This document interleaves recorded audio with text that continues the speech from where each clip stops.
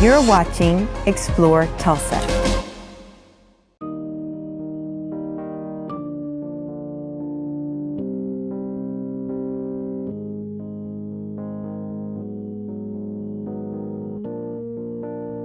I've painted and drawn since I can remember.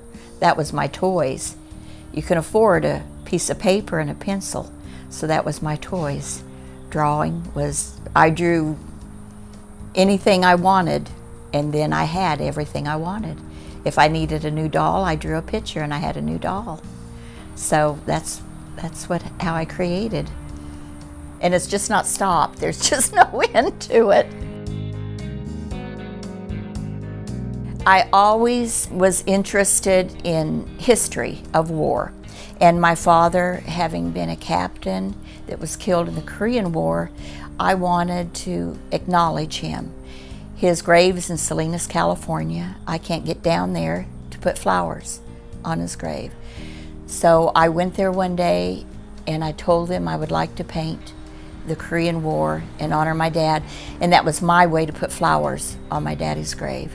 And so that started with my suggestion. Then they said, well, if you can do the Korean War, can you do the Civil War? Can you do the Spanish-American War? Can you do the Revolution?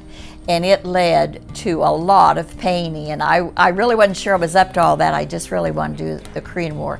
But then I thought, how many people have the same thing in their hearts I had toward my daddy? There's ancestors in all these wars.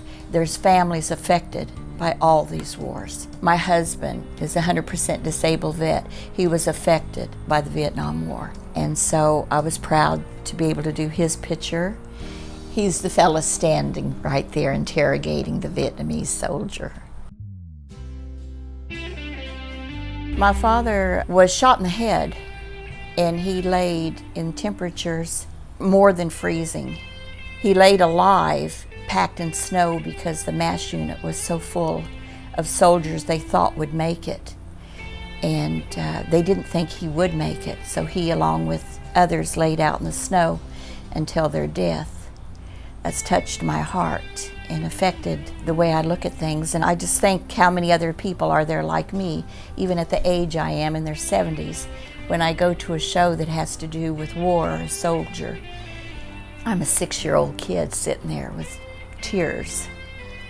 And so to be able to paint about it and to be able to talk about it frees me up, that I can say who I was and what happened and not brush it under the rug.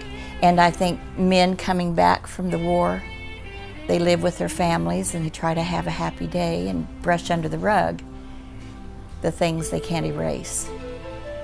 So I think I use my art more than my words to compensate for those things.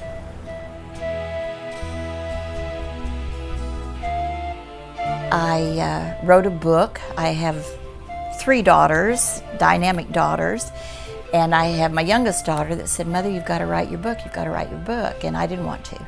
But eventually I wrote it because if I didn't, she was going to, and she didn't know everything about me.